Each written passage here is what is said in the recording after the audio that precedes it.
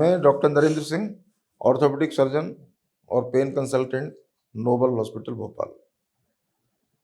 Frozen shoulder की बात करते करते उससे मिलती जुलती कुछ कंडीशंस होती हैं, उनके बारे में भी थोड़ा समझना जरूरी है। जैसे कि shoulder arthritis, rotator cuff tear, bursitis, ये कंडीशंस कुछ इस तरह की होती है जो फ्रोजन शोल्डर जैसी सिम्टम्स होते हैं इनके, और इनकी डायग्नोसिस के लिए कुछ जांच कराने की ज़रूरत होती है।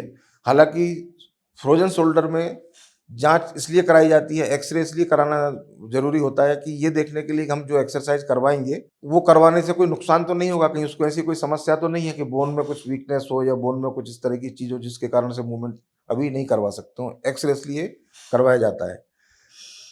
दूसरी जांच एमआरआई की होती है। एमआरआई की जांच उन लोगों में ज़रूरी होती है जिनमें कि ऐसा लग रहा हो कि इनको हिस्ट्री ऑफ ट्रॉमा है, किसी कारण से चोट लगी है, जिससे में कि रोटेटर कफ में टियर हो जाता है।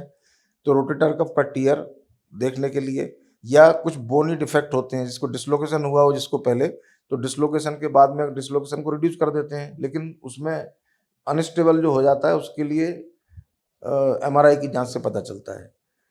तो ये कुछ जांचें होती है। एमआरआई मेनली उसको सॉफ्ट टिश्यू को देखने के लिए होती है। तो रोटेटर कफ में अगर पता चलता है कि किस तरह की है तो उसमें कुछ सर्जिकल प्रोसीजर्स होते हैं। रोटेटर कफ टियर का ही एक दूसरा और रूप होता है जिसे इम्पिंजमेंट सिंड्रोम बोलते हैं।